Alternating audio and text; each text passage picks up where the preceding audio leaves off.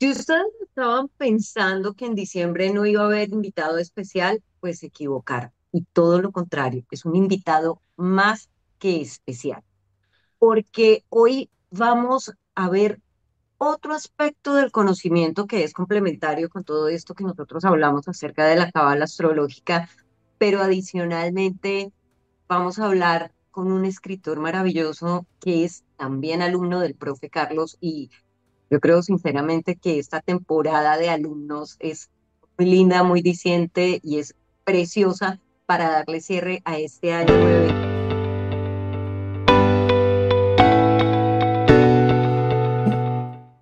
Danilo Ramírez, quien es cabalista, quien es escritor, docente en humanidades, además es un pedagogo, es un amante de la formación y de la educación y adicionalmente es hermano masón. Danilo, muchísimas gracias por este honor de este encuentro y por esta apertura para que hagamos una conciliación, reconocimiento y sobre todo desmitificación de saberes y de ideas en reflexiones astrológicas. Muchas gracias, muy buenos días para toda la comunidad, especialmente para ti, para Carlos. Emocionadísimo de estar aquí acompañándolos. Soy seguidor del canal desde hace ya un tiempo. Y bueno, la idea es que podamos conversar, tirar línea y ver cómo vamos construyendo, porque a fin de cuentas de eso se trata. Somos constructores, somos andantes, somos caminantes, pero viajeros de paso que pues buscamos de cierta manera dejar eh, algo en el camino. Entonces, aquí estoy, absolutamente transparente para lo que podamos conversar e ir caminando. Genial. Empecemos en hilo por hablar acerca del tema de la pedagogía, porque tú ante todo eres pedagogo y escritor y tú avanzas con fortalecimiento de procesos pedagógicos. ¿Cómo es eso? ¿Cómo has abordado ese mundo de la enseñanza que a mí particularmente me parece debería estar mucho más valorado de lo que está hoy en día? Creo que, hablando de lo que estábamos conversando hace un momento, las casualidades, las causalidades lo llevan a uno a ciertos espacios. Yo nunca soñé con ser docente, es decir, yo no era el niño que jugaba a ser profesor o soñaba con ser docente, nunca. Nunca, de por sí yo siempre fui muy distante de los niños. Me costó siempre relacionarme con niños pequeños. Yo era más bien de mis libros, mis encierros y de estar en mi biblioteca. Era el bichito raro que andaba con una guitarra y con sus libros. Eh, pero la vida me terminó llevando a tener el inmenso honor de estudiar la licenciatura en Humanidades y Lengua Castellana en la Universidad Distrital. Y en el camino me fui enamorando de la pedagogía. Cuando hicimos prácticas me empecé a enamorar de la educación. Y ya cuando empecé el ejercicio docente, empecé a darme cuenta que habían prácticas tradicionales que a mí no me encajaban, pero habían prácticas que podían estar muy relacionadas con el arte, que es muy de mi familia, el teatro, la música, que se convertían en unas herramientas para llevar a los estudiantes a generar procesos de lectura desde mecanismos distintos. Y allí termino trabajando en un colegio al que amo profundamente, que yo llamaba mi lugar feliz, que es el Centro Educativo Libertad, que queda cerca a la Biblioteca Luis Ángel Arango en Bogotá. Y allí estuve durante varios años. Incluso viví la pandemia estando trabajando como docente en el CEL. Y me empiezo a dar cuenta que existen otras formas de trabajar. Y empiezo a enamorarme de la educación. En esa época, posterior a la pandemia, entro a trabajar al ICFES. Y estando en el ICFES, soy el único pedagogo de mi equipo. Y me empiezo a dar cuenta que sí, está el tema que trabajaban los economistas y los de data, que son los que más trabajan en el ICFES, y es con la evaluación, cómo aterrizo esos datos para que el docente de a pie logre entender esto y desde ahí generar acciones de mejoramiento desde su actuar pedagógico. Empiezo a estudiar, a formarme, hago mi maestría y siempre pues pensando en cómo puedo aportar. Hoy por hoy, pues estoy trabajando con una editorial colombiana como coordinador de consultorías pedagógicas y al mismo tiempo tengo mi empresa que se llama Ágora Y en Ágora trabajamos espacios de formación desde comunidades de aprendizaje con docentes, porque pues yo no puedo ser tan pretencioso de decirle a un docente cómo hacer su trabajo, porque pues es muy distinto dar clases en un colegio estrato 6 de Bogotá a dar clases en un colegio en Chigorodó, Timbiquí, Buenaventura, Guainía, Guaviare, Bichada o en el Valle del Guamués del Putumayo y decir, no, es que el colegio de Bogotá es mejor que el colegio del Putumayo. No, no es mejor, es diferente porque las condiciones y las herramientas que se tienen son diferentes. Entonces, hoy por hoy, creo profundamente que si queremos cambiar las cosas, empezando por Colombia, por nuestro país, y de aquí empezar a irradiar hacia afuera desde ejercicios propios, uno se trata de dejar de copiar modelos foráneos y empezar a construir modelos propios. Entender que el pilar fundamental es la educación y en ello están los estudiantes y están los maestros y maestras. Entonces es dar herramientas, enseñar a usarlas, pero no puedo obligar a nadie a usarlas. Es parte de Ujú, ese camino que desde la humildad uno trata de aportar, pero a fin de cuentas es un puntito chiquito, pero con toda la fuerza y con todo el amor del mundo lo estoy haciendo. Ese es como mi trasegar en la educación, Nuria.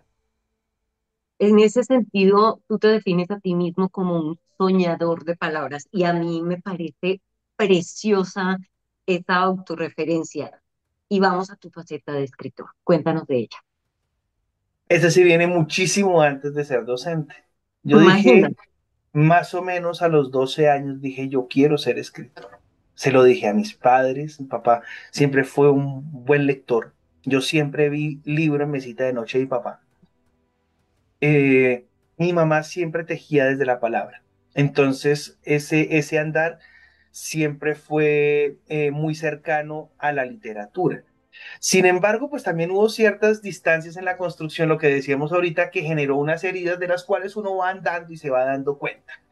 Entonces, el tema de que mi familia, todos, la mayoría conocen de música, mi abuelo era músico, mis dos, tanto paterno como materno, eran músicos. Entonces, Mm, todos aprendimos, yo tengo mi guitarra, era parte fundamental del diario vivir, pero mi papá es muy de las artes plásticas. Mi papá es ok. fotógrafo. Mi hermano dibuja maravillosamente. Yo soy torpe para dibujar, o así me consideraba. Ujú. Eso me implicó sentir ciertas distancias con mi hermano, con las vainas, y en ese trasegar fue también aprender a sanar, entender que sería absolutamente estúpido llenarse de sentimientos feos frente a gente que está al lado de uno y que uno más bien ama por encima de cualquier cosa. Y eso me terminó llevando a otro tipo de caminos, pero después hablaremos de ello. Por ahora, la literatura me traspasa. Soy un lector enamorado de los libros que ha soñado con ser escritor. Siempre, siempre. Hoy por hoy puedo decir que recibo regalías de publicaciones de mis libros, que este año que viene va a salir posiblemente uno nuevo y quizás lleguen dos a ver la luz. Para mí la disciplina desde la pluma, desde la escritura, es lo que me ha permitido encontrarme, porque yo no escribo para otros. Esto suena curioso para un escritor, pero yo no escribo para otros, yo escribo para mí. Porque mientras más me conozco, más conozco lo humano. Y mientras más conozco lo humano, más me enamoro de la humanidad. Porque tiene todas esas tonalidades que permiten desde el lenguaje mirarse al espejo y darte cuenta que en el espejo están todos y allí está esa literatura que yo escribo. Mi literatura está muy vinculada a público escolar. Yo escribo Ujú. narrativa histórica hibridada con narrativa fantástica. Entonces yo hibrido lo fantástico con lo histórico para generar puntos de vista divergentes alrededor del tema. Contemos cuáles son tus libros para quienes los quieran buscar, porque este es un espacio en el que efectivamente queremos mostrar este tipo de cosas. Y sería genial que si alguien tiene esa inquietud pueda acceder a este tipo de literatura. En este momento el único libro que está en distribución, porque los otros son libros de texto para preparación para pruebas estandarizadas, que están con una empresa a la cual yo asesoro, que se llama Grupo Educate Colombia, y paralelamente estoy con literatura, lo que es mi libro, el que está circulando en este momento, porque hay otros dos que están agotados, no se consiguen en ninguna parte, es Puñales en la Niebla. Puñales en la Niebla es un libro de cuentos publicado con Enlace Editorial que tiene dos tipologías textuales. Tiene un texto informativo expositivo que sitúa el hecho histórico y otro que es el relato. Y Ok, reconstruye la historia de Colombia desde la conquista, colonia, independencia, guerra de los 1000 días, fiebre del caucho, Bogotazo, toma el conflicto colombo-peruano, la masacre de las bananeras, toma el terremoto del eje cafetero, el desastre de Armero, pasando por estallido social. Llega estallido social, los acuerdos de La Habana, y todos responden también a muchos viajes que yo he hecho por el país escuchando a las comunidades. Entonces no es que yo solamente me venga y me sienta acá a construir un relato. Entonces, por ejemplo, el de La muñeca en la hoguera, que es el de la colonia, habla de la historia de una niña que fue quemada en la hoguera durante la época de la Inquisición. Y ese relato me lo dio una lideresa social que provenía de San Basilio de Palenque y me hablaba de la historia de una niña negra que fue quemada en la hoguera. Y de ahí salió el relato. Otro que se llama La semilla azul, que fue un regalo de una abuelita Huitoto, allá en La Chorrera, que me contaba la historia de lo que pasó en las caucherías. Entonces, ha sido más el escuchar, el sentir, porque yo no narro el relato, es decir, esto no es cronista, esto no es periodista, esto es literatura y por lo tanto y ficción. Yo ficciono desde la emoción que me produjo, pero con la rigurosidad de la investigación. Entonces yo hago la investigación para darle la rigurosidad y el peso al libro. De por sí, en las últimas páginas está la bibliografía del libro. Entonces, si hablamos de ese, estamos hablando de Puñales en la Niebla. Los espectacular. otros que están por salir este año, porque son reedición, se llama Fantasmas y Fantasmagorías del San Juan de Dios, que fue una investigación de 10, yo decía 16 y ya me hicieron caer en cuenta que fueron casi 18 años de investigación sobre el Hospital San Juan de Dios de Ortúa de aquí de Bogotá, que es el segundo hospital más viejo de América Latina y el primero de Colombia. En 1567, 1569, fue fundado por Fray Juan de los Barrios. Gonzalo Jiménez de Quesada estaba vivo cuando se funda el Hospital San Juan de Dios. Y Wow. por voz de la jefe Janet, ella ya falleció, una jefe de enfermeras, escuché el primer fantasma y me enamoré.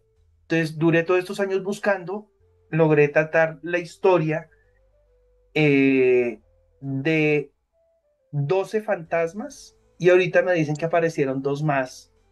Entonces, por eso no lo he querido reeditar porque quiero escribir la historia de estos dos fantasmas nuevos para poder sacar un solo libro con todos los relatos. Es un libro ilustrado por el maestro Donny Cuervo, absolutamente precioso. Pero no hablo del fantasma, y aquí viene un elemento curioso.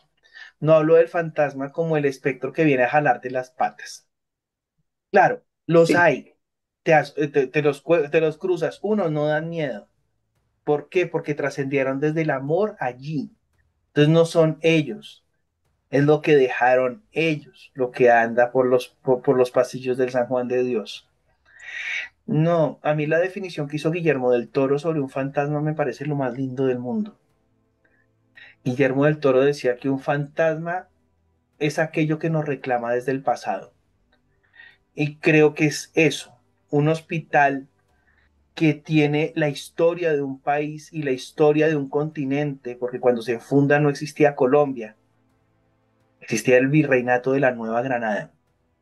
Entonces, nos reclama no perder la memoria y creo que eso se convirtió en el bastón de mi andar y es la memoria, es entender que la literatura es una posibilidad de mantener latente y viva la memoria para por lo menos conversar sobre el tema y no perderlo, que no se diluya. Entonces, esos son como los libros que ahorita están andando más. Se viene uno que mi abuelo fue, que se llama Mi abuelo fue un héroe, pero de esos estaremos hablando igual. Nuria, sabemos que esto es nuestro primer encuentro, pero estoy seguro de que seguiremos conversando en otras ocasiones. Entonces, yo cuando estoy salgan segura. nuevos libros, serán los primeros en saberlo. Pues me encanta y gracias por esa primicia, Danilo, porque de verdad todos suenan súper interesantes, así que después por interno hablamos a ver cómo los conseguimos. Me parecen espectaculares y me llama mucho la atención que hayas asumido este tema de lo místico no tenebroso que tiene que ver con la expresión fantasmagórica. Y desde ahí voy a entrar hacia el otro carril. ¿Por qué te interesó desde esta mirada que tú tienes tan pegada a lo terrenal, y me refiero a lo terrenal, el contacto con las comunidades, con las necesidades locales, con el hecho de formar a los niños dentro de una academia tradicional? ¿Por qué te terminas derivando hacia ese lado espiritual y místico que no necesariamente está ligado con la educación de los niños de la ciudad, la presentación de las pruebas del ICFES, todo este tipo de cosas? Bueno, siempre ha existido una curiosidad por el camino espiritual. Mira que desde niño yo pertenecí a la infancia misionera, a la juventud misionera, estuve con los scouts muchísimos años. El tema de haber sido consejero local de juventud, consejero local de cultura, consejero distrital de cultura, siempre fue una necesidad de estar al servicio del trabajo Ujú, social, de tratar de ayudar. Lo que también forma parte, ya después lo fuimos viendo, de de esa carta de navegación donde uno termina diciendo, ah, es que ya entendí por qué mi tendencia va por este lado, pero bueno, ¿qué me hace feliz? Pero siempre había como un vacío. Entonces yo pasé por formación católica, pasé por la iglesia cristiana, pasé por mormones, pasé por el budismo. Y cuando estaba en el budismo, yo estaba con los scouts, tenía un gran amigo que me invitó a un conversatorio en ese tiempo en la Gran Logia Central de Colombia sobre masonería y libertadores. Y dije, wow, historia, me encanta. Voy y me empiezo a encontrar con que lo que sabemos de la masonería, en buena parte, es ese elemento exotérico de la masonería, ese elemento de qué se ha hecho. Entonces, que ellos estuvieron vinculados a la Revolución Francesa, a los movimientos de independencia, entonces que Nariño, que Bolívar, todo eso, digamos que es una verdad que la gente sabe, la gente es masones, pues sí, todos los que estuvieron en los movimientos de independencia, San Martín, todos ellos.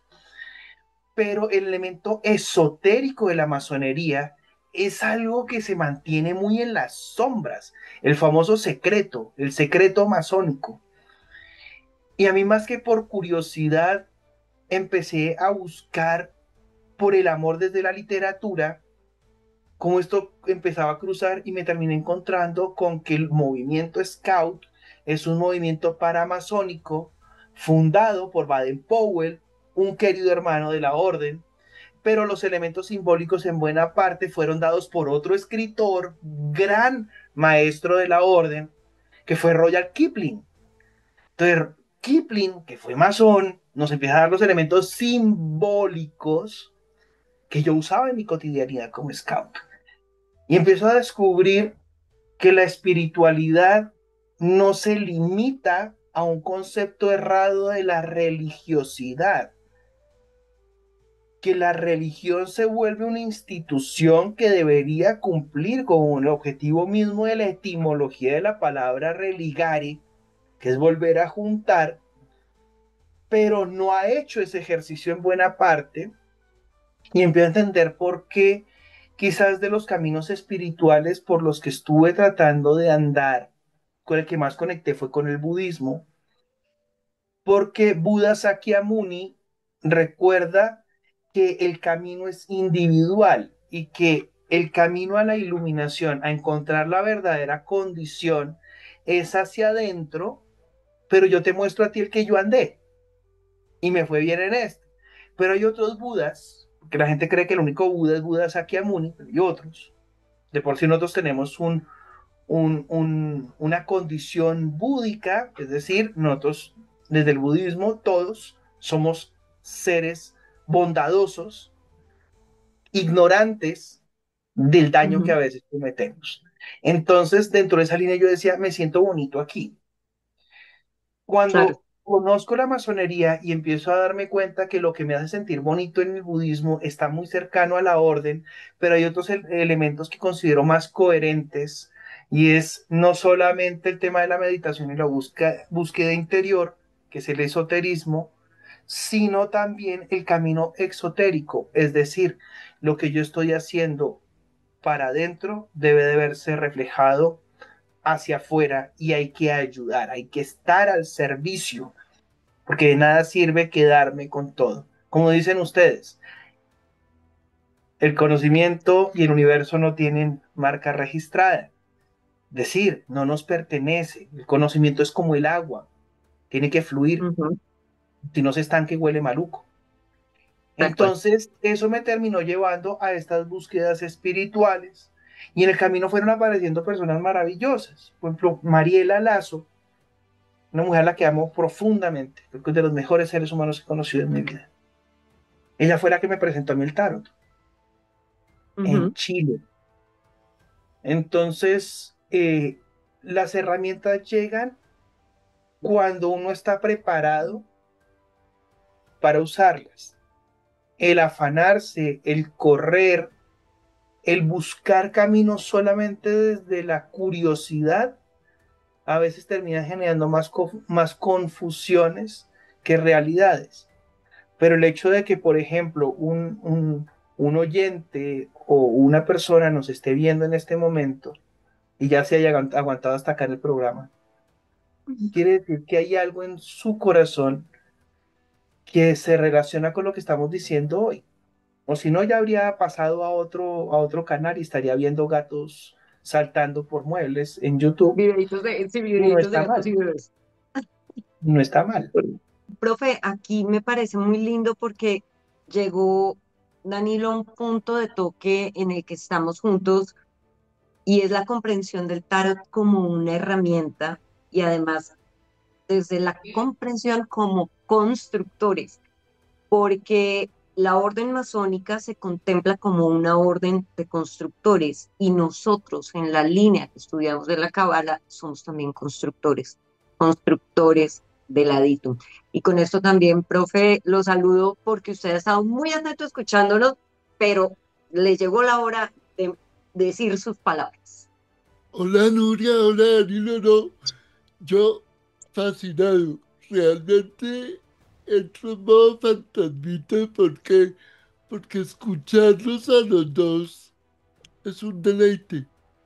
Ese discernimiento de la construcción cultural, la construcción filosófica desde el saber, pues casi que interrumpir es un sacrilegio porque estaban tejiendo conocimiento, ¿no? Entonces, me encanta lo que mencionas porque nosotros somos constructores. Por ejemplo, los masones son arquitectos. El masón es primo hermano del cabalista. De hecho, utilizamos los mismos elementos de, de formas muy variadas. Entonces, el constructor utiliza su vehículo físico, que es el aditum, ¿sí? Que es un término griego, para comprender su naturaleza y volver a la esencia. Entonces, como cabalistas, y eso es lo que nos une a los tres, es recorrer el sendero del retorno para comprender nuestra individualidad y entender la totalidad, ¿no? Por eso estar callado y escucharlos es un deleite, realmente. Gracias, profe Danilo. Yo creo que es importante aterrizar la definición. ¿Qué es la masonería y qué significa ser masón? Porque hay una cantidad de ideas, de ideaciones, de interpretaciones que no se corresponden con lo que realmente significa pertenecer a la orden y entender el mundo, como se entiende desde esta filosofía. Vale, Nuria, lo voy a decir de la forma más escueta y espero más clara posible. La masonería es una escuela iniciática representada en símbolos que trabaja para el perfeccionamiento moral de lo humano. Al ser una escuela iniciática, eh, al hablar de iniciático, hablamos de una iniciación, es decir, por lo tanto, hablamos de un elemento ritualístico. Entonces, la masonería trabaja ritos.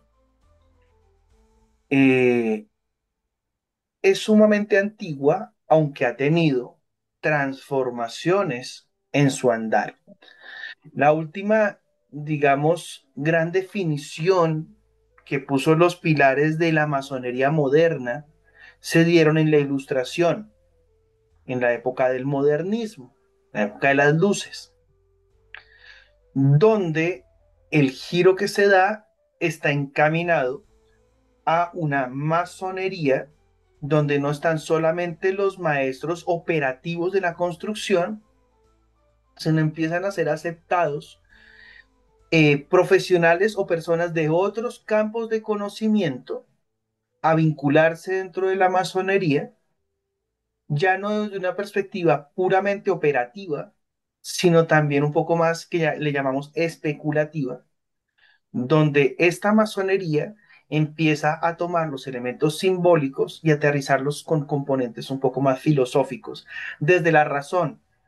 ¿Por qué? Porque ya venían tejiéndose muchos elementos desde mucho tiempo atrás. La masonería bebe de fuentes del antiguo Egipto, de Grecia, de Roma.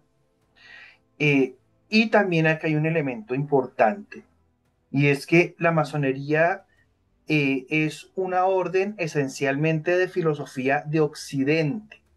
Hoy por hoy sabemos que bebemos mucho, precisamente ya más o menos de la década de los años 60 y 70, por el hipismo, por toda esa onda que fueron los Beatles y toda esta vaina, Ujú. la influencia de la India.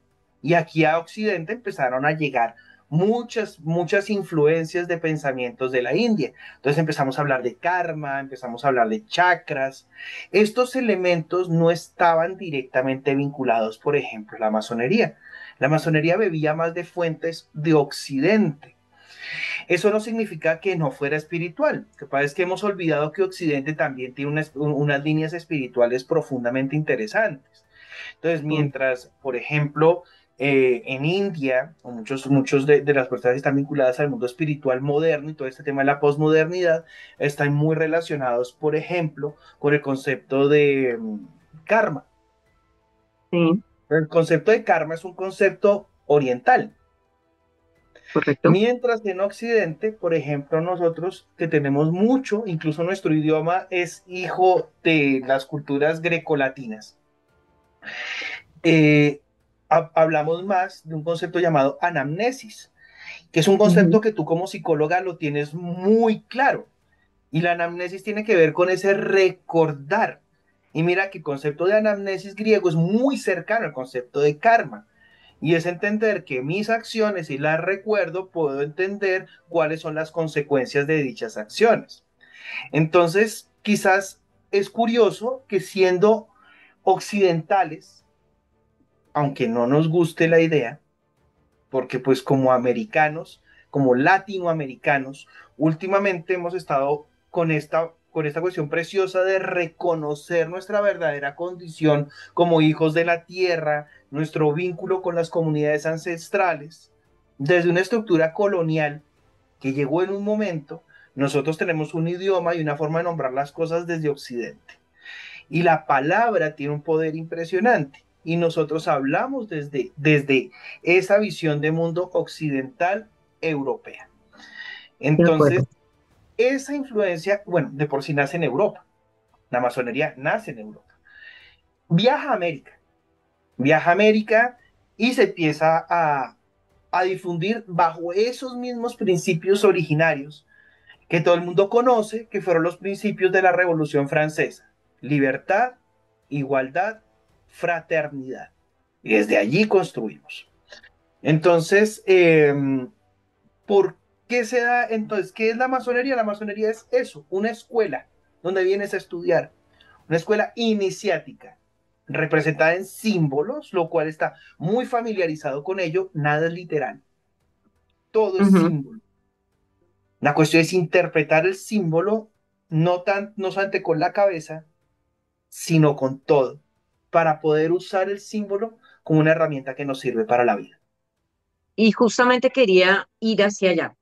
Hablemos un poco de cómo esta institución, que es más que milenaria, puede adaptar esa simbología, cuál sería realmente la más importante a un mundo moderno en el que ahora estamos atravesados por la inteligencia artificial, donde estamos haciendo una reconstrucción de identidad y de valores y un reconocimiento distinto de la individualidad y de lo que se entiende como libertad personal. Hablar de un símbolo más importante que otro, creo que no me atrevería a decirlo, porque es como si yo te pasara una caja de herramientas de construcción y dijéramos que el martillo es más importante que los alicates. No, Ujú. es más que a lo largo del trasegar, dentro de lo que llamamos la escala, es una escalera en forma de caracol que nos va llevando hacia afuera, por lo tanto hacia adentro, vas adquiriendo nuevas herramientas. Entonces, por ejemplo, las más comunes, porque la gente las ve en todo lado, son la escuadra y el compás. Todo el mundo Sí. ve escuadra y compás. Pero la gente no sabe que los masones usamos el mazo, el cincel, una regla, una plomada, porque Ujú. cuando tú vas a construir necesitas de todas las herramientas, como decía el maestro Carlos. Claro, está el trabajo sobre la mesa, ¿cierto? El del arquitecto. Estoy sobre el escritorio y vamos a trazar las líneas. Tengo la escuadra, el compás, la regla, el lápiz. Pero también tengo que saber utilizar un mazo, también tengo que saber utilizar un cincel. ¿Por qué? Porque si no sé usar un mazo o un cincel, no soy capaz de trabajar la piedra bruta, dícese mi corazón. Ujú. No soy capaz de pulir la piedra bruta y trabajarla para convertirla en una piedra cúbica, que ya entendemos mucho más allá desde lo simbólico, elementos como la piedra cúbica.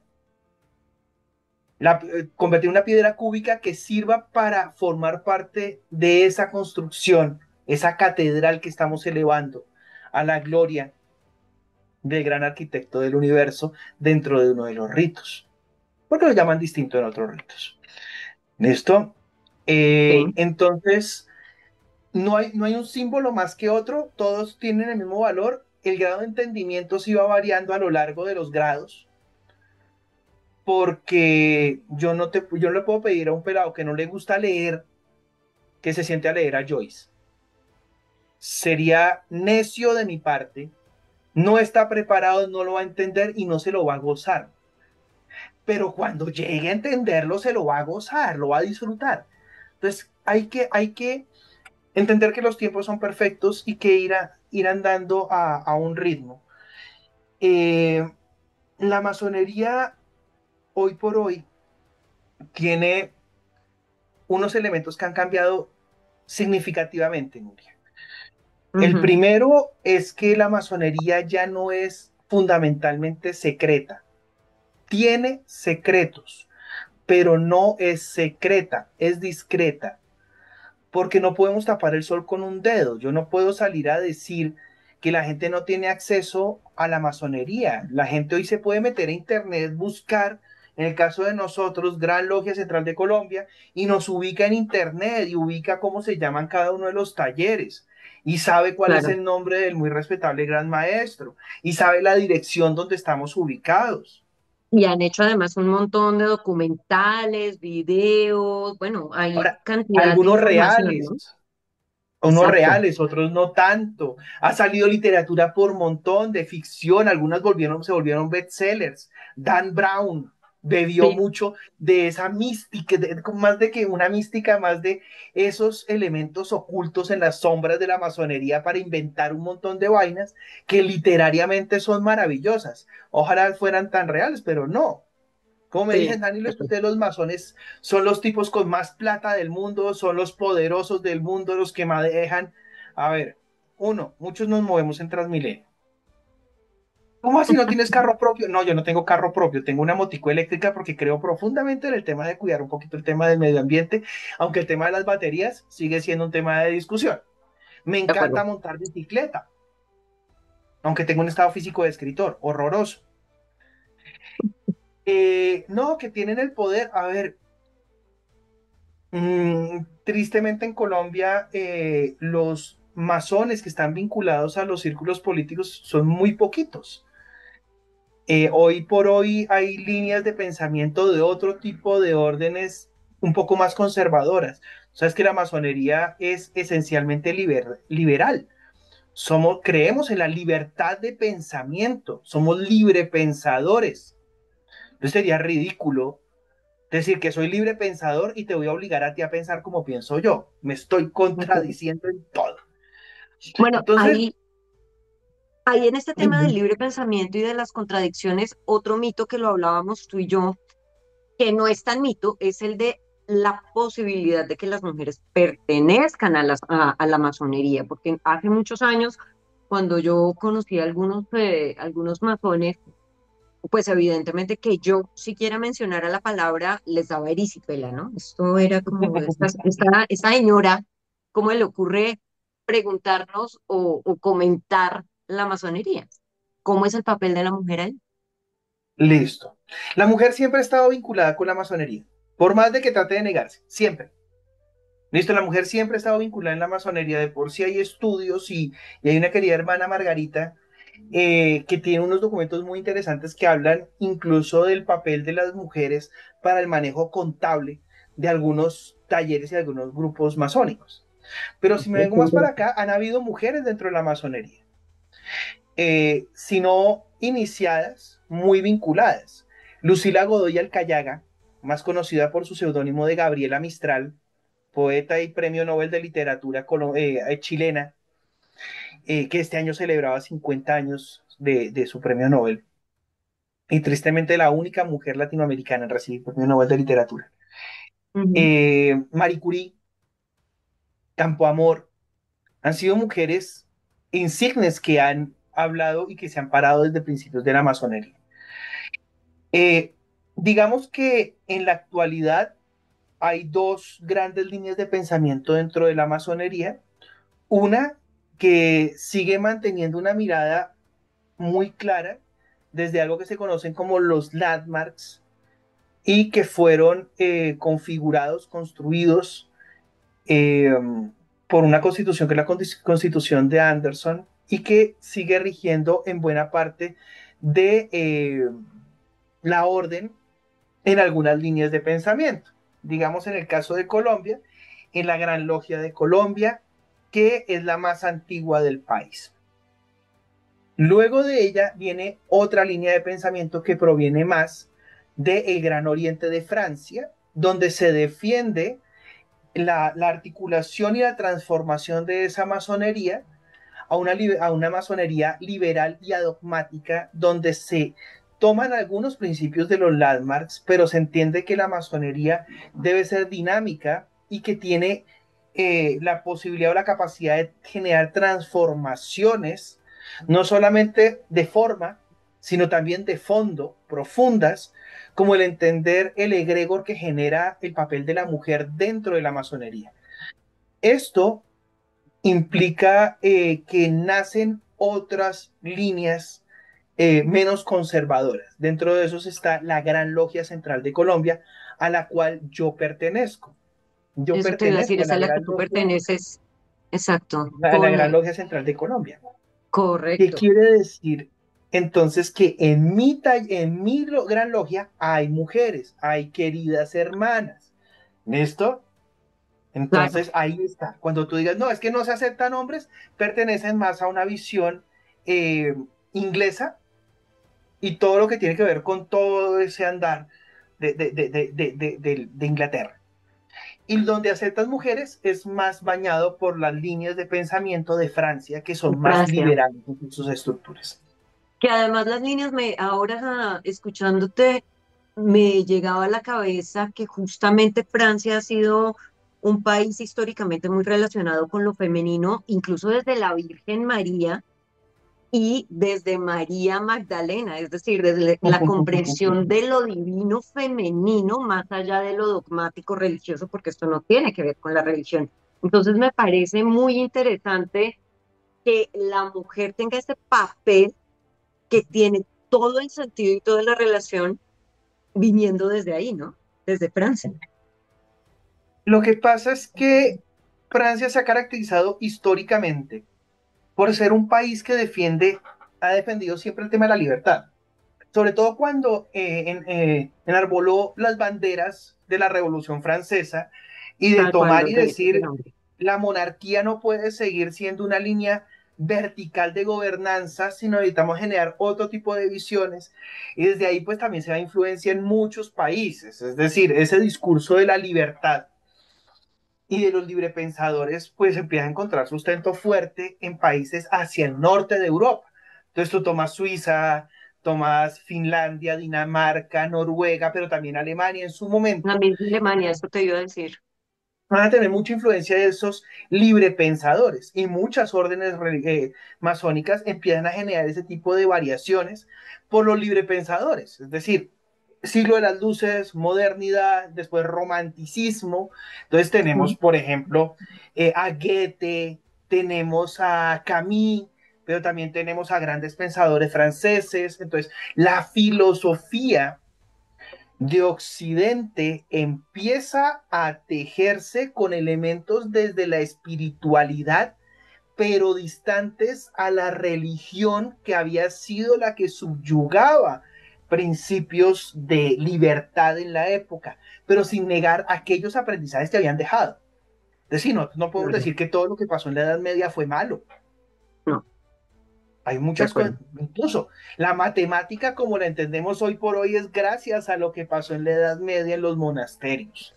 Entonces, mm, La eh, escritura, el mismo desarrollo del conocimiento y la generación de los libros que guardan gran parte de la historia de la antigüedad y las bases ajá, fundamentales de lo que hoy en día es Occidente. Es que no hay cosas buenas ni malas, realmente las uh-huh, cosas son lo que se necesita para avanzar en ese momento y chao, ahí estamos. perfecto. Y es entender precisamente en la pintura la necesidad de volver símbolo aquello que no se podía decir abiertamente porque ibas a ser condenado. Claro. Entonces lo vuelvo símbolo, lo pinto, lo muestro. Mira, una de las épocas quizás más oscuras de la masonería, dejando a un lado el tema, por ejemplo, que pasó con los templarios, que también fue una época muy triste de la orden, porque pues muchos queridos hermanos Sí, terminaron en la hoguera. Fue lo que sí. pasó durante la época de Franco en España. Tú sabes que Franco sacó una ley que condenaba pena de muerte a cualquier masón, a cualquier organización que estuviera oculta. Y por eso los queridos hermanos en España son tan cautos, porque todavía tristemente, y sobre todo con las situaciones políticas actuales del mundo, particularmente de Europa, están volviendo a nacer estos movimientos, eh, usemos la palabra que es Radicales, vamos a decir. radicales, ¿no? que, que pues a cualquier momento radical no le gustan los librepensadores. De Entonces acuerdo. están volviendo a aparecer ciertas persecuciones, ciertas búsquedas, y eso ha hecho que la masonería, que como te digo, se ha vuelto discreta, haya tenido que volver en algunas partes del mundo a esconderse, a Hacer oculto. ocultarse, porque tristemente te puede estar costando incluso la vida. Yo Sí, no tengo ningún problema de aparecer y decir soy masón, a pesar de que en muchas ocasiones yo trabajo con colegios religiosos. Y, y cuando me dicen, Danilo, ¿usted cree en Dios? Sí. ¿Cree en Jesús? Por supuesto. Su filosofía es preciosa. de acuerdo. ¿Eres católico? No. Pero el resto yo no estoy gritándole a todo el mundo. No, mucho gusto, Danilo Ramírez, maestro masón. Eso es una tontería. De No, acuerdo. no es así. Es como si nosotros como cabalistas dijeran, hola, mucho gusto. Mi nombre es Nuria Asensio. Soy cabalista. ¿Te leo el tarot? No, Sí, de acuerdo. no. De acuerdo. Así no funciona. De acuerdo.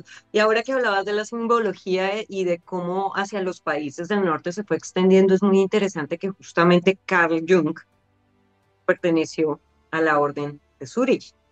Y él Ujú. hacía parte del movimiento masón también. Y profe, ahí me parece que podemos hacer esa confluencia, usted que no es masón, pero que sí es cabalista y que también maneja tarot, de cómo lo simbólico, a pesar de que estamos insertos en un mundo completamente tecnológico, no pierde vigencia y sigue siendo una forma de expresar ese inconsciente colectivo, ese inconsciente humano y esa comprensión de que somos un todo disfrazado de unidad. Claro, lo que pasa es que oyéndolos a los dos, eh, hice como un recorrido histórico de la construcción del saber tanto desde la masonería como desde la cábala. ¿Por qué? Porque Jung fue cabalista, ¿sí? Y muy seguramente conocería de la masonería, Era o masón si, también, o Él si era, fue él no, era masón querido hermano también. masón, él fue iniciado en exacto. Zúrich. Y Sí, señor, en cabalista, 1913. inclusive para que él desarrollara el tema de los arquetipos, que tiene que ver mucho con la astrología, tiene que ver mucho con ese conocimiento del símbolo. Y las claves del tarot son ilustraciones que traen a la conciencia del ser humano una información que ya trae, ¿sí?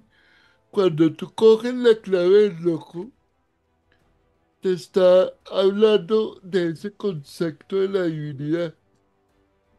Como tú lo entiendas, como lo entienda Danilo, como lo entienda yo, pero te está hablando de la divinidad. Entonces, ¿qué hace, por ejemplo, una clave? Aflora en uno una información que le va a ayudar a comprender ese contexto en el que vive. Danilo nos hablaba de su recorrido desde los scouts hasta la masonería y hoy en día desde la cábala, construyendo y tejiendo el saber, la comprensión. Entonces las claves del tarot son herramientas de conciencia, de autoconciencia. Hay que quitarle un poco la deformación cultural y la ignorancia de la gente de coger y querer leerle las cartas a todo el mundo. Adivinación. Claro, porque es que tenemos alma de salvadores. Entonces creemos que tenemos que estar ayudando, ilustrando y salvando a las personas. Y no hay nada más alejado de la realidad. Danilo habla de algo muy lindo y es el camino personal. El verdadero cabalista es el que recorre el sendero del retorno de manera individual, pero con la compañía de la escuela interna. Ujú. Aquí no estamos solo los tres como cabalistas, está la escuela interna, nos acompañan. El que te vende el pan y de pronto te da una información y tú dices, necesitaba esas palabras, o el que te abre la puerta, que es el portero, y te lleva a una comprensión. Ahí está la escuela interna. Son los maestros cotidianos, encarnados y desencarnados, que te dan la información. Entonces, Debes aprender a todo leer el es, mensaje. todo es un símbolo. De acuerdo. Danilo, estaba hablando el profe justamente de cómo entendemos el tarot desde la cábala y tú lo hablabas también desde la masonería. ¿Cuál es la comprensión que se hace de estas claves desde allí que me parece supremamente interesante y nunca antes lo he visto hablado en ningún lado? Es el mismo. Ay, pensé que me iban a decir más cosas. No, me encanta, Mira, me por parece una razón. fenomenal. Si tú revisas, nosotros tuvimos y lo voy a llamar querido hermano, que es el que traza las líneas y los pilares de esta línea de cabalistas que es en los que nos estamos formando, que es el querido hermano Paul Foster Case. ¿Listo? El querido hermano Paul Foster Case fue iniciado masón, maestro masón, fue iniciado Rosacruz y cabalista que dio las bases de muchos de los libros que nosotros trabajamos. En ese orden de ideas, Paul Foster Case lo que hizo fue tomar las bases que traía desde Cábala y astrología, vincularlos a su formación como maestro masón y no generar ningún tipo de contradicción. Por eso dice Carlos que nosotros no vamos por lados distintos, somos lo mismo. ¿Cuál es la diferencia? Y aquí voy a tomarlo en términos prácticos. La masonería es la escuela iniciática más antigua que aún sobrevive de Occidente. Han existido otras, pero también hay otras que son muy modernas. Hay algunas que son hijas de la masonería, que dan pilares incluso a cabalistas, pero hay otras, tristemente, que también no todo es tan bonito, escuelas iniciáticas, hijas de la masonería, que han tomado rumbos que no son tan bonitos y que pues van andando, porque tú sabes que con el tema de la posmodernidad ha aparecido de todo. Al Ujú. ser la más antigua, pues digamos que tenemos ritos que son muy viejos, que nos dan muchos elementos desde lo ritualístico. Ahora, el tarot es una herramienta más, es decir, nosotros no situamos como pilar fundamental de nuestro andar el tarot. Es una herramienta más. Como te dije, tienes martillo, alicates, destornillador y vas a ocupar el que necesitas cuando lo necesitas. Hay algunas herramientas que me han llegado a mí y todavía no las he empezado a usar porque no me ha llegado el maestro. Por ejemplo, en mi lugar de estudios, yo tengo un péndulo que me fue entregado hace 3 años. Y ahí Y no se está. ha movido. No, porque no ha llegado el momento. Yo venía estudiando tarot con una maestra, por cosas diversas nos distanciamos y a la semana está cumpliendo años el hijo de Carlos y nos conocemos en un lugar que se llama Balzac. Y cuando nos conocemos, hacemos clic inmediatamente y ese mismo día, no al otro día, ese mismo día, empiezo a ser alumno del maestro Carlos Cuentas. Entonces, el maestro llega cuando el alumno está preparado, Correcto. pero no, el tarot aparece como una herramienta, inicialmente, como una herramienta terapéutica de autoconocimiento y de búsqueda donde yo estaba perdido, que es cuando llega por primera vez a mi vida. Y Ujú. me ayuda a andar y me ayuda a entender cosas importantes de mi vida. Cuando llega el maestro Carlos, yo ya tengo una familiarización amplia con las claves, pero ahora es entenderlas desde otro lado y es donde estoy ahorita situado. Como masón, Claro. creo que no me voy a negar jamás a una posibilidad de aprendizaje que me ayude a crecer como ser humano. ¿Qué crees tú, Danilo, que le aporta en el día a día la masonería a una persona que pertenece a la orden? Depende. Nuria, es la misma pregunta de qué tanto nos aporta a nosotros la cábala en nuestra vida. Si lo asumimos con seriedad, nos va a ayudar a vivir mejor. Si no lo asumimos con seriedad, pues sencillamente es un espacio donde nos reunimos y se termina convirtiendo casi en un club. Entonces, el peligro de estas organizaciones es perder el norte, porque el Sí. norte nadie te lo va a estar diciendo. El norte lo tienes que trazar tú.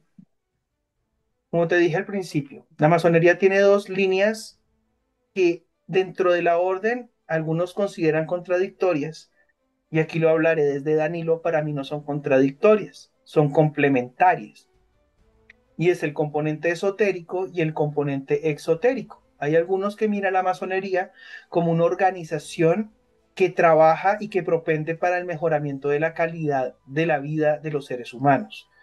Entonces, de allí que hayan nacido un montón de organizaciones hijas de la masonería, como los Scouts, como la Cruz Roja Internacional, como Alcohólicos Anónimos, como grupos paramasónicos al estilo de el Club de Leones, el Club de Rotarios, que no son órdenes, no son masones, no son órdenes iniciáticas, su trabajo incluso en muchas cosas se distancia inmensamente del componente iniciático y espiritual, porque están todo el tiempo más en un trabajo de ayudar, en esto de cooperación. Ese es el componente exotérico y es fundamental. ¿Listo? Es muy hijo de esa ilustración, ¿cierto? Sí, Mientras hay otra línea dentro de la masonería que es más esotérica. Entonces es cuando tenemos herramientas como las que estamos hablando. Tú no te puedes, es difícil que alguien logre imaginarse, por ejemplo, a un Antonio Nariño pintando un pentagrama. No, no, no, la gente sí. dice, no, pero Antonio Nariño con un tarot en la mano, con un péndulo en la... No, no, no, no, no, no, no, no. Antonio Nariño es un prócer, el que tradujo los derechos. No, listo. Entonces, es la visión exotérica versus una versión esotérica. Pero, como lo hemos hablado, hay claves que nos dicen las cosas de frente. Sí. Ejemplo, la clave de la muerte. Ahí está. Y nos está diciendo que no es un solo camino, son las dos. Está el entendimiento y está la sabiduría. La sabiduría es exotérica. La sabiduría va hacia afuera. Yo irradio, pero no puedo irradiar algo que no tengo adentro. Entonces debo hacer el trabajo esotérico, tengo que hacer el trabajo hacia el interior, como bien acaba de decir el maestro Carlos, individual, debo trabajar hacia adentro para que esto irradie y se convierta en colectividad, para que se convierta en los seres humanos construyendo. Entonces, Sí. ese componente va muy de la mano. A mi forma de ver, van de la mano y el trabajo es el equilibrio. Lograr equilibrar el componente esotérico y el componente exotérico para que quienes estemos adentro sigamos construyéndonos, pero sigamos aportando a la sociedad desde las sombras, porque esa sí es una característica de la masonería. Trabajamos desde las sombras y desde el silencio. La mano derecha no tiene por qué saber lo que hizo la izquierda y viceversa. Nadie tiene por qué saber por qué yo estoy ayudando. Sencillamente lo hago porque es lo correcto. Y los masones trabajamos desde las sombras porque no queremos alimentar nuestro ego ni convertirnos en un grupo de religiosos golpeando puertas diciendo, ¿quieres entrar a la masonería? No, el que quiere, el que le llama la atención, bienvenidos. De por sí, las puertas de mi taller, de la Gran Logia Central de Colombia, pero particularmente de la respetable logia Luz de Colombia número 1, están abiertas, están abiertas. Y quien esté en Bogotá y quiera ingresar, es solamente que toque las puertas del templo. Pero yo no Justamente voy a eso, invitar. eso te iba a decir, porque aquí te tengo que agradecer a ti la generosidad para hablarnos tan franca y tranquilamente de todo este tema y desmitificarlo, que era lo que yo te decía ayer. Hay mucha gente que quiere saber esto por morbo, más que realmente por tener un contacto real con el conocimiento. Y sí me parece importante quien se haya sentido tocado por esta invitación, porque al final esto le llega a quien le corresponde. ¿A dónde se puede contactar para poder hacer parte de Luz de Colombia, que es específicamente tu taller y a donde tú podrías recibirlos seguramente con los brazos abiertos y el Voy a dar conocimiento te voy a pasar por abierto? interno un correo electrónico. Fenomenal. Yo lo reviso personalmente en estos periodos. ¿En esto? O quien esté en la oficialidad de secretaría, pero estamos muy, muy, muy atentos a quien le interese. Incluso, Danilo, yo quiero conocer un poco más, pero no sé si iniciarme. ok, no hay lío, sentémonos, nos tomamos un café, hablamos y si después de hablar te llama la atención o no te llama la atención, mira, no soy amigo de las mentiras y prefiero que las cosas se hablen desde la franqueza más absoluta. Entonces, nada, que me escriban al correo electrónico que te voy a pasar, ese es el del taller. Genial. Las puertas están abiertas para que le llame la atención. Ahora, Danilo, yo quiero tener poder, yo quiero tener plata. ¿Quiere tener plata? Trabaje. ¿Quiere tener poder? La pregunta es ¿para qué? Porque si el poder es para ufanarse y alimentar su ego, deje que el universo se haga cargo de eso. Usted no lo haga.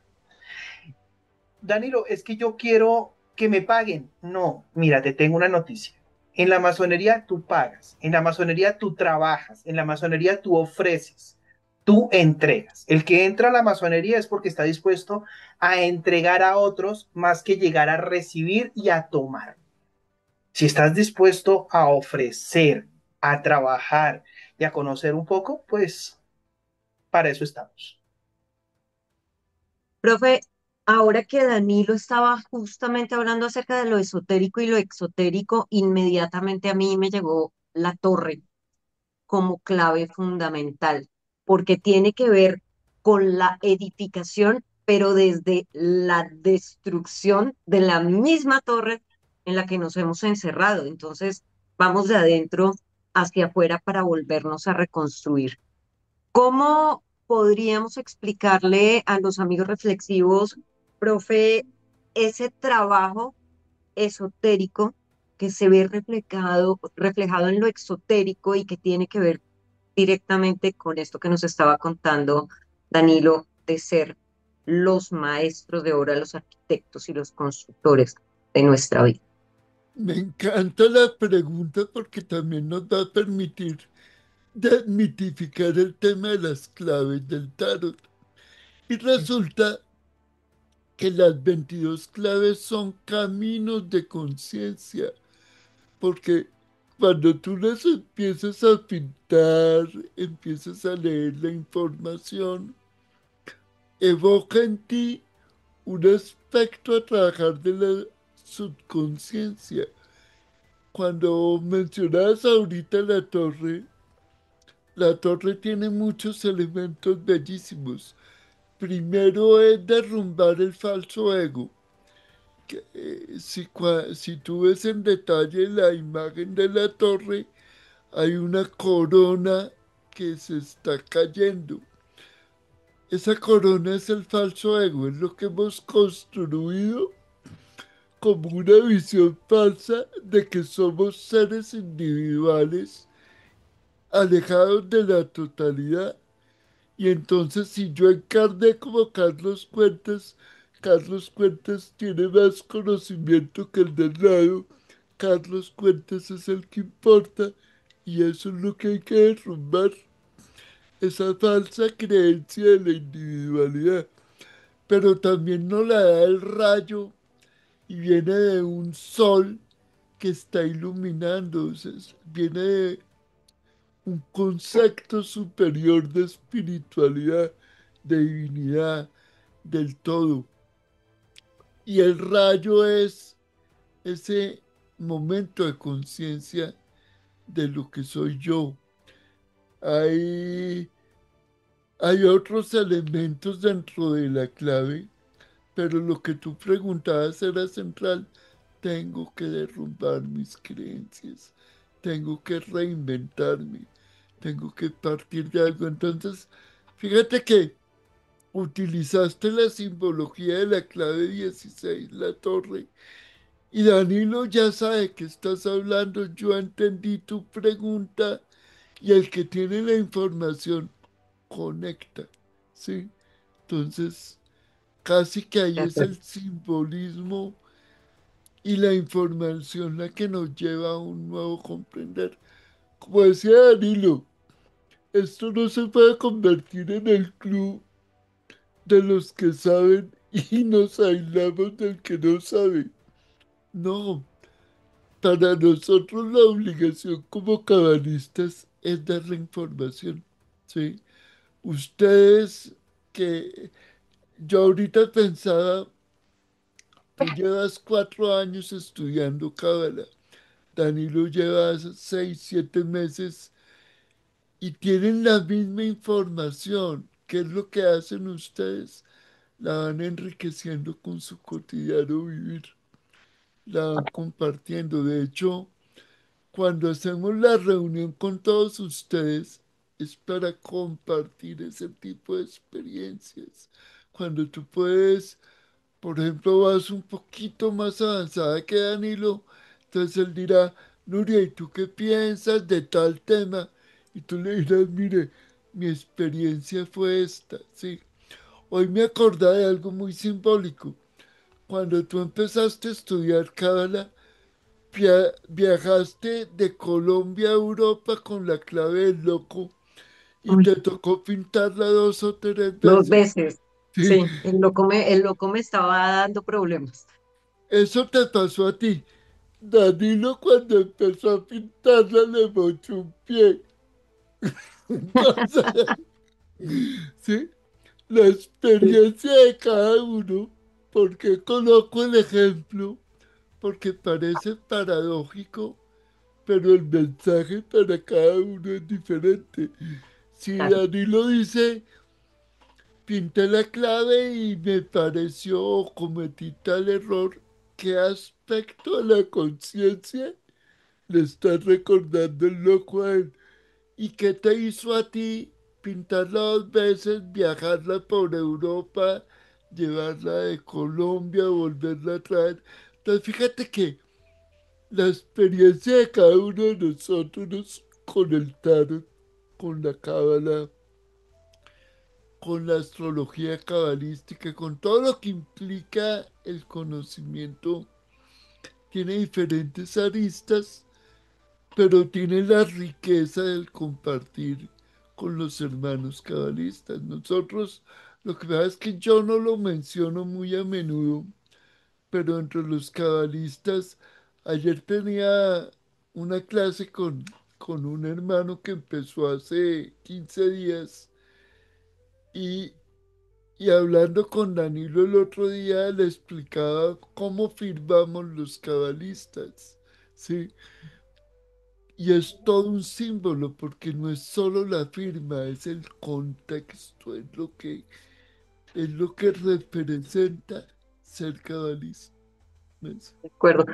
Por eso es importante que los amigos reflexivos entiendan que nosotros lo que aquí hacemos es justamente cumplir con la misión de dar información, pero aunque parece muy profunda, realmente esto solamente es la superficie.